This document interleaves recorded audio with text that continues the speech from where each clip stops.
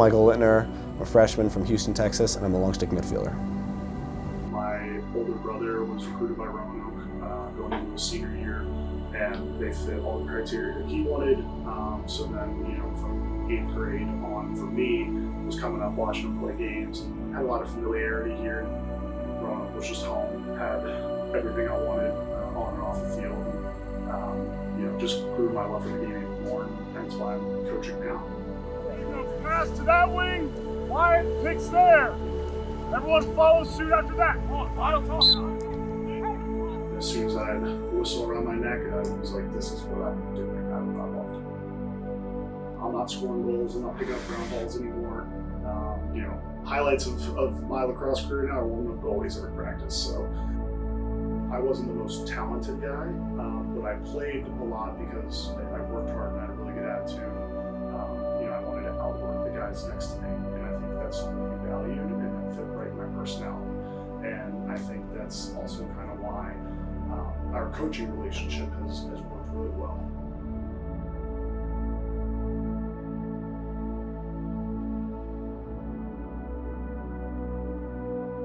My name is Luke Cameron. I'm a senior attack from Trumbull, Connecticut. Ever since a kid, my dad kind of always had a stick in my hands. And when I was I think in 8th grade or 7th grade, I came to a alumni weekend here. And I always thought it was pretty cool. I watched the game and I always had aspirations to be out on the field. So that was kind of my main driving force is my father and, the traditions that I've seen the school have. My first ever dodge, I dodged on a kid and I got stripped right away. And I knew right then and there that it was gonna be tough. But every day you kind of work hard and you progressively get better throughout the years. And I think that day when I got stripped and I didn't score, it kind of drove me to kind of keep getting better and eventually become the player I am today.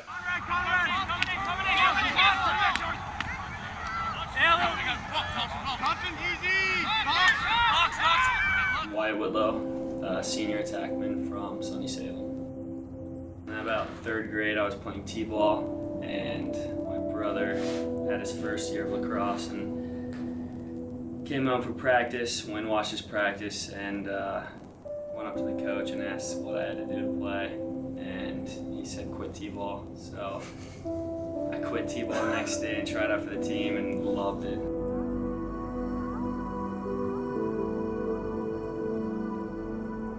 First memory is probably when we played a local team and we spanked them and we weren't supposed to, and their coach came over and was like, you know about travel lacrosse? And I was like, no.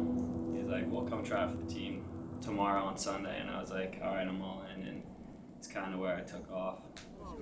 All right, boys, listen up. A little sloppiness today. Now we're starting to get into full field. You got to have your sticks in order, okay? So tomorrow, no practice. Maybe get on the wall. Make sure you're ready to roll. Definitely. Overall, not a bad day, but if we want to do more full field stuff, I'm telling you, if you're throwing the ball all over the place, it ain't happening. We'll go back to one-on-ones with clubs and all that. So if we're going to get to full field, we need to be able to pass and catch. All right, so make sure your stick is in order. Got a couple guys down with sickness. Can't have it. Stay away from sick. Kermy. Stay away from sick. Anybody sick, out. Stay away from it. My name is Matt Jares. I'm a 5th-year senior now, and I'm a close defenseman. Got recruited as an LSM, but been close D since my sophomore year. So, being from Baltimore, tons of guys around me playing lacrosse. I started a little later than them, like 6th grade, I think. I played football my whole life, and I think that definitely helped me a lot. I learned pretty quick, and I've loved it ever since. I wanted to play Division III lacrosse specifically. So sent my highlight tape the week before I got offered a spot here. So I was like, all right, well, that's pretty cool, but I haven't seen the school in person, right? So it was actually the maroon and white game the day of my overnight. So that was super cool to see the inter-squad scrimmage go down, see all the parents. It was parents' weekend too. So I think I got to really see the close community that Roanoke has on my visit, and that influenced me a lot. But coming here, best decision I ever made. So.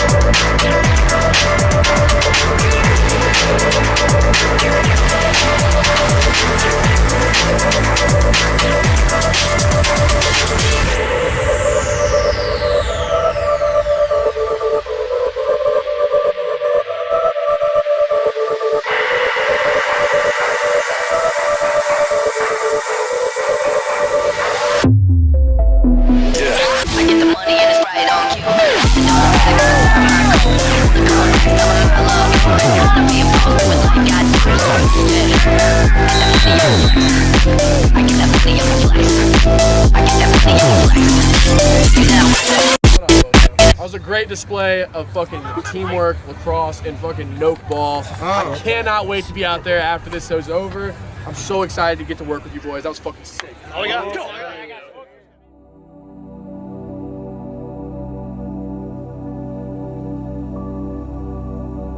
I chose Roanoke actually to pursue physical therapy, but I knew a graduate from 2018, and he had nothing but good things to say, so I transferred over here from VMI and haven't looked back since.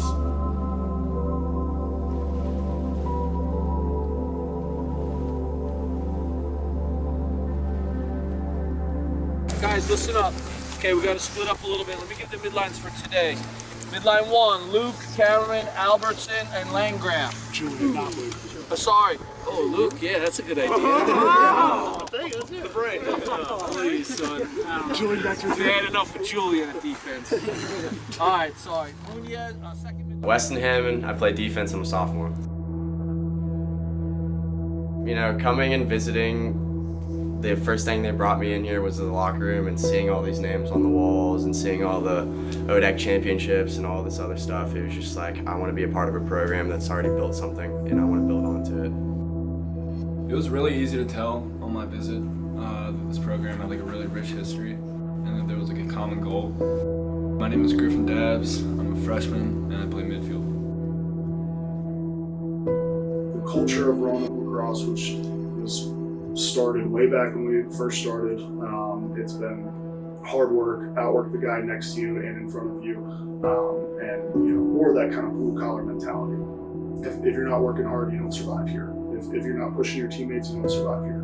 If you're not pushing yourself, you don't survive here. It just matters how much you care. Right? You could be the worst player on the team, but if you care more than the best player on the team, you're a consummate teammate. Every opportunity that you have, realize the moment and seize the moment. And one thing I say to the guys a lot is, it doesn't matter if you're a senior or a freshman. After this practice, your career is one day less than it was when you woke up this morning. Just getting to realize that you have an expiration date. The sad thing is you just don't know when that is. So you better maximize the time you have with the opportunities that are given in front of you.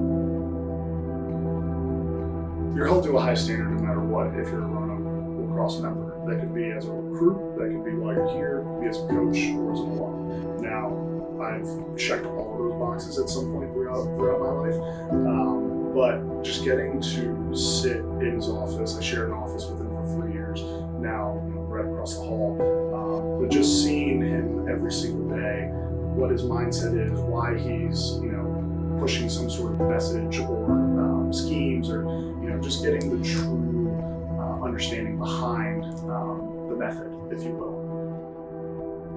His resume speaks for himself. He's the 9th winningest head coach of all time in all of college lacrosse, and I'm lucky enough that I got to play for a guy like that for 4 years, and now I'm going on my 4th year coaching with him.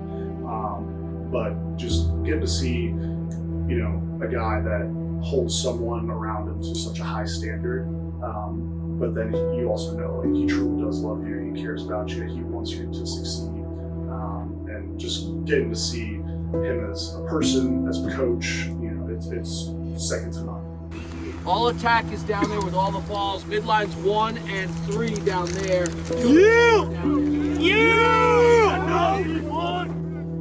One constant message that Coach Pyle and I tell our guys, tell our recruits, that sort of stuff is, the things given in life, mean way less than the things that are earned in life. And you gotta want to earn every single thing. We face adversity every day in practice, when it's a gloomy Tuesday night, it's 7:30 and it's sprinkling, it might be cold, you look at the guys next to you and they're doing the same shit. Like, they're running those gassers, they're fucking breathing hard, it's it's like nose on the grindstone. You gotta keep going every single time you see adversity, and we're expecting a lot. We're expecting a lot, and these kids are gonna get pushed hard, and we're gonna go far. As an alum, coaching part of me aside, the thing I'm most proud of with the guys in that locker room is their team chemistry and culture. Coaches can only implement so much of it. It's the actions of the guys in the locker room We're getting close. I don't want to hear right now. We're getting close, right? Get into it. Let's go. I mean, it was a fun weekend, right? Everyone had a good time. Yeah. It's done, right? Focus on what you got going on right in front of you. Like, because Pilot's going to be watching guys throwing off, guys tired, right? So everyone get on your best right now. Let's go hard, right? Everyone good? Yeah, let's go. Together, 3, 1, 2, 3. We always have that mentality when we're on the field, when we're off the field, we like to hang out, play games, talk smack, joke around. So it's a great energy, and everyone kind of loves everyone. That's what I love about Roanoke. It's just such a tradition-filled school. Focusing on being more of a team. It's not about the individual, it's about going out there and putting across your best friends. it's definitely not easy being a freshman at Roanoke. You get coached hard and you get pushed hard, for sure. And I think it takes a special kind of player to respond well to that. But these freshmen so far, from what I've seen, are responding very well to that. I always like seeing the freshman class getting close with each other because I think that's very important as you grow to be close with your original class. Freshmen adjusting to college in general on and off the field is one thing, but also realizing that they're allowed to make mistakes and have successes. Then just being able to grow and develop, whether it is on the field or not playing as much as they want, but realizing again that it's part of the process. This program definitely runs a really fast pace, really fast tempo, practice, everything on the move, no walking, because it's not easy to do, to go out there and give 100% every single time, but they get us ready for it.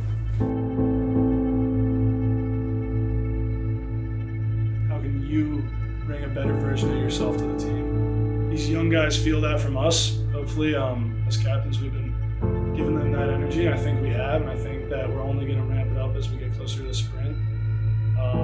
Coming into this season, some great freshmen who I'm excited to see what they got. I'm excited to see what they can contribute. It's one thing to get a nice ground ball and fall ball, but once you really start playing people and playing other guys, then you really get to see who's ready for game day. I mean, Coach Pilot's not an easy coach. He's going to push you to your breaking point, and I think some of these freshmen really like that. They have their heads screwed on straight, so it's going to help our team all in all, and they're not going to be playing like freshmen come the spring. First of all, good scrimmage, okay? We got some good guys on both teams. It shows what happens if you know a system and follow a system. The older guys are following the system, young guys are still learning the system. All right, so we bring it all together as a team. Once we all learn the system, we should have a pretty solid team out there. But overall, good. I like the intensity. Guys went hard. Guys accepted the challenge, okay? That's college ball. It goes hard, plays hard.